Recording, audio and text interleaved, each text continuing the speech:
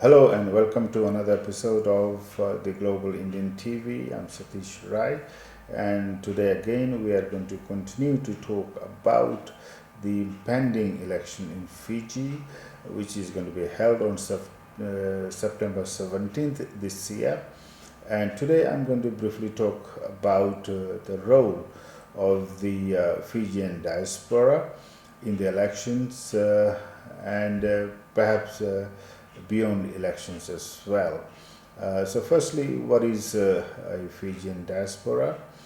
Basically, diaspora means spreading of people of a country throughout the globe in different parts of the country. And in Fiji, the diaspora began in earnest from 1987 after the first coup, when a lot of Indo-Fijians especially left Fiji and began settling in countries like Australia, New Zealand, Canada, and the USA. But before then, there are also a small but significant number of Fijians in UK as well, and there are a lot of Indo-Fijians who left Fiji around just before the independence, around 1960s, I think, to 1970s, and they settled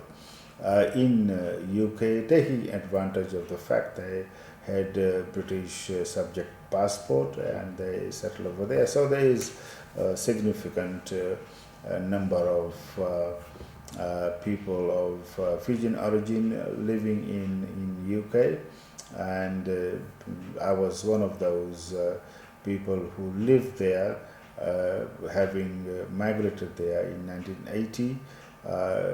That's well after, and the reason was that when the children grew of these the original migrants, they did, some of them, come back to get married in Fiji. So that is the bit of my story.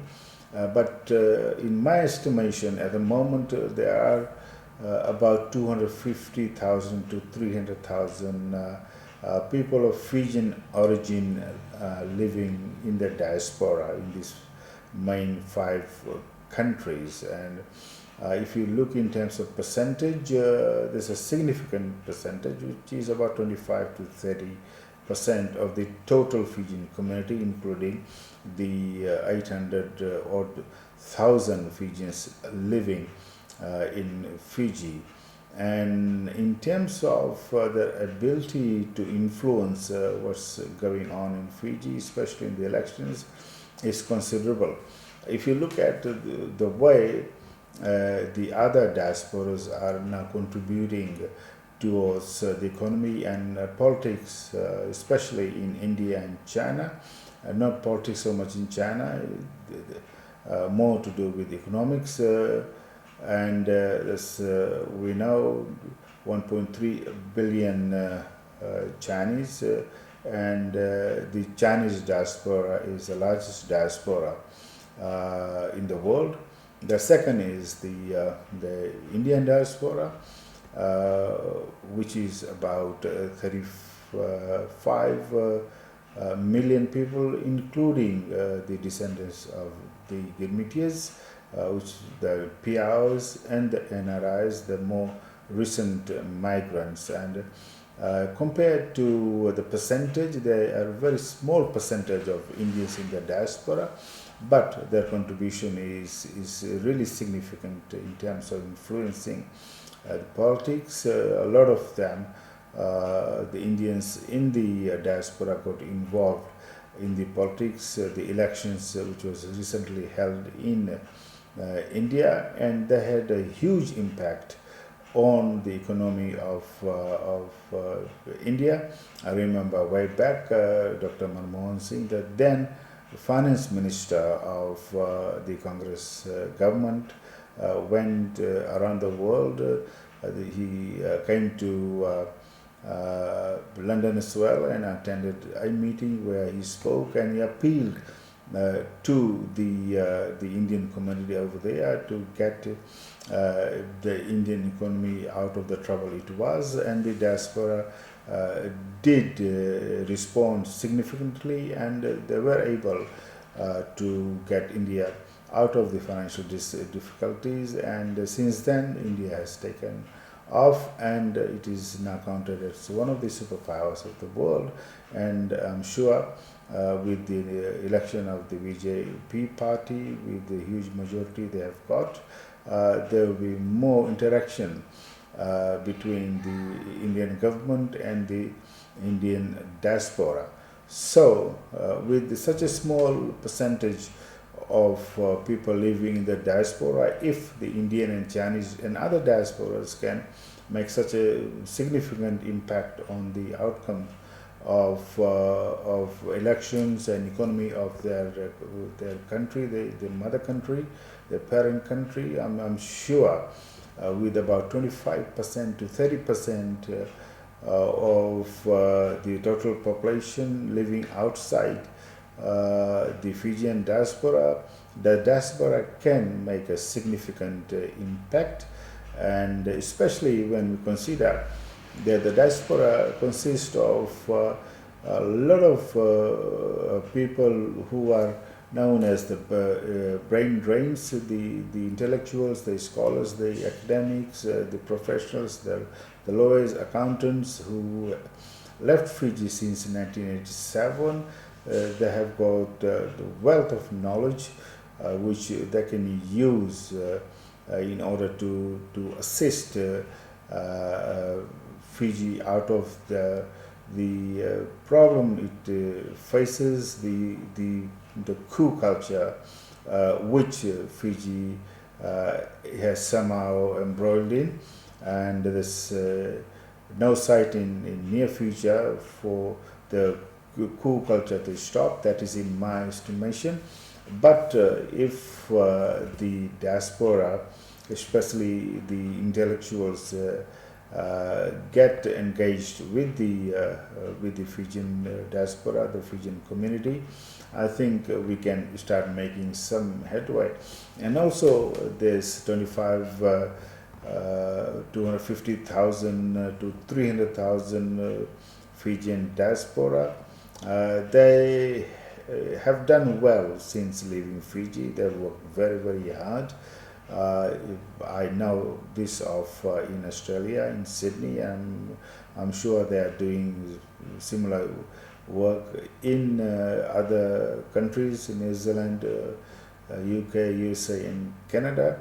And now they are doing well economically as well. That means that they have got disposable income, and I know there are leaders from political parties who are visiting the diaspora for some moral support and perhaps some for some economic support as well. So with the disposable income which the Fijian diaspora has, I'm sure some of them will assist the parties of their choice. So in that way they can also affect the result of the next elections. And also because of the disposable income they have, the Fijians, the diaspora, are engaging with their country of birth, the country of birth of their parents. In more and more they do go and visit Fiji a lot now, and also contribute in terms of assisting those who are back in Fiji. So there are people who do question why should people in the diaspora be concerned about what is going on in Fiji, and my answer is that because most of the people in the diaspora, in the Fijian diaspora, do have Fiji in their heart. They have got their friends, their family members, their relatives, their villages still in living in Fiji. So they do have interest, and with the social media today, it's made it very the very small, the globe very small, and Fiji in a way is quite in the center of the Fijian diaspora, especially in the Pacific Rim countries, and there's a lot of dialogue already going on the social media, especially on the Facebook, as to the outcome of the result, or what is going to happen and what is happening at the moment, how the election is progressing, and a lot of people are voicing their views, and so we will continue to talk about that. I feel that the diaspora has got a significant role in this election and beyond, because there's a lot of people who also want to invest in Fiji. There's a lot of people I know who want to perhaps one day retire in Fiji. So the result of this election is very important, because they need a stable and transparent, democratic government in Fiji to be able to do that. Nobody would want to invest in a country, in a place which is not stable, which is not democratic, which is not transparent. So one of these days, people would want to go and retire, and often the older people talk about retiring in Fiji, but they hesitate and they hold back, because they don't see a stable government in Fiji. So it is in our interest in the diaspora to have a stable government in Fiji, a democratic government in Fiji, a transparent government in Fiji, a government in which we have confidence in.